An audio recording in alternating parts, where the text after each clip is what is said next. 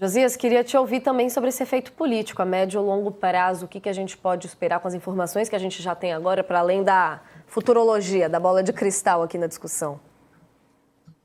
O que há de mais perturbador nessa crise produzida pelo Trump, né, é a imprevisibilidade.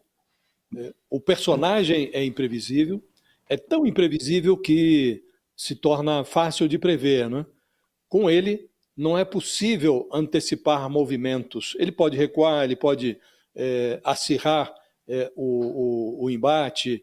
É preciso ver qual vai ser o tamanho da reação do governo brasileiro e qual vai ser a efetividade desse pacote de redução de danos que está sendo preparado no Ministério da Fazenda. Todo esse contexto vai informar a sociedade que hoje rejeita o Trump, majoritariamente, e essa rejeição tende a aumentar, e aprova, até menos do que eu imaginei que ocorreria, está ali um pouco acima de 50%, a aprovação da forma como o governo federal lida com a crise. Era para ser muito maior do que isso, né?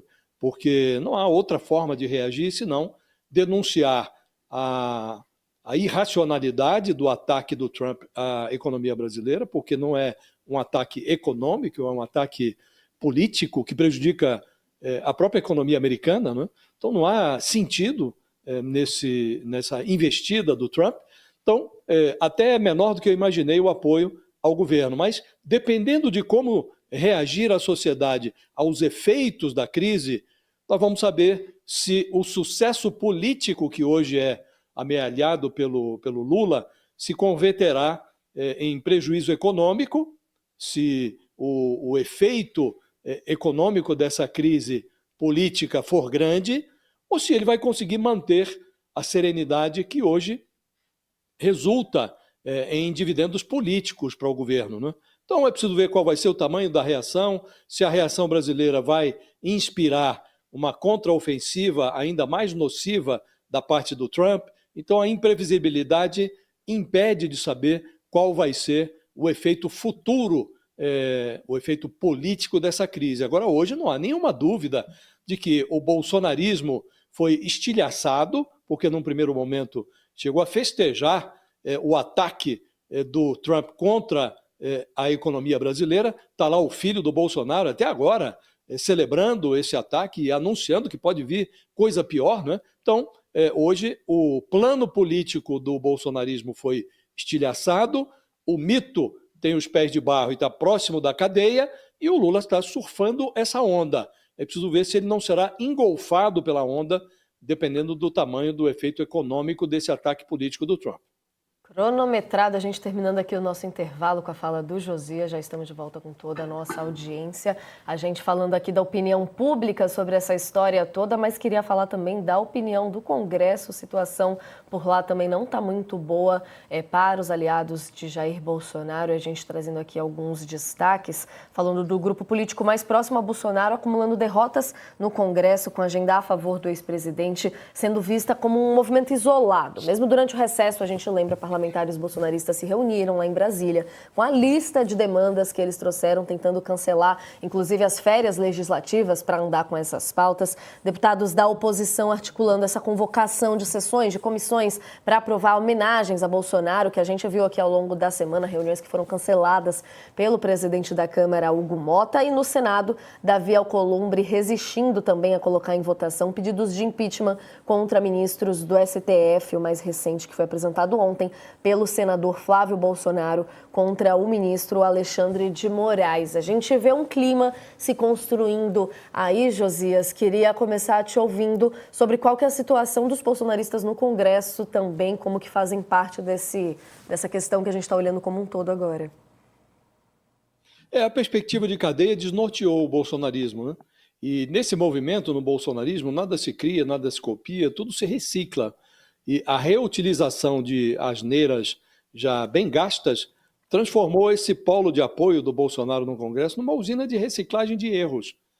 Então, me impressionou muito uma conversa que eu tive hoje de manhã com um admirador do Bolsonaro no Centrão, sujeito importante do Centrão, que admira o Bolsonaro, e ele estava me dizendo que está todo mundo de saco cheio com o bolsonarismo, com a família Bolsonaro, na cúpula do Congresso Nacional, lideranças partidárias, está todo mundo meio cansado dessa reciclagem de erros, né? E a sabedoria convencional ensina que ninguém deve cometer a mesma tolice várias vezes, porque há uma possibilidade muito grande de alternativas, né? Mas a dinastia Bolsonaro insiste na reincidência e a facção bolsonarista no Congresso se irritou muito com a instalação de uma tornozeleira na perna do Bolsonaro e aí acendeu as fornalhas lá em pleno recesso parlamentar para reciclar um pacote que é muito manjado. Por isso até o Centrão toma uma certa distância, né? Esse embrulho inclui lá anistia para golpista, a retirada de poderes do Supremo Tribunal Federal e o impeachment do Alexandre de Moraes, que é uma manobra que foi agora reeditada pelo Flávio Bolsonaro e está incluído no pacote também uma manobra qualquer que permita ao Eduardo Bolsonaro exercer as funções de anti-embaixador do Brasil nos Estados Unidos sem perder o mandato de deputado, né? Então, isso tudo deixou sobrecarregado o processador do Hugo Mota, do Davi Alcolumbre, que são os presidentes lá da Câmara e do Senado, e eles estavam muito impacientes nos últimos dias, e o Hugo Mota fechou lá o palco das comissões para o Bolsonaro, na Câmara, colocou no freezer um projeto que permitiria ao Eduardo Bolsonaro exercer o seu mandato e votar até nas sessões da Câmara a partir do Texas.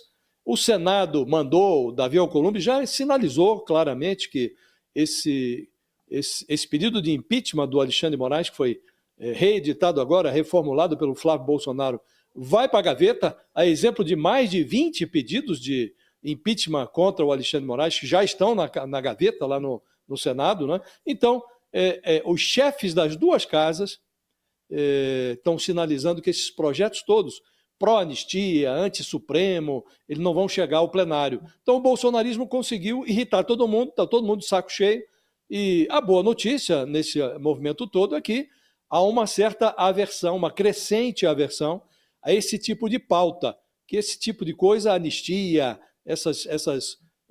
esse proselitismo anti-supremo, isso tudo não chega ao plenário. Se prevalecer esse sentimento, terá sido um movimento positivo dessa presepada, desse circo que foi montado pelo bolsonarismo durante o recesso legislativo.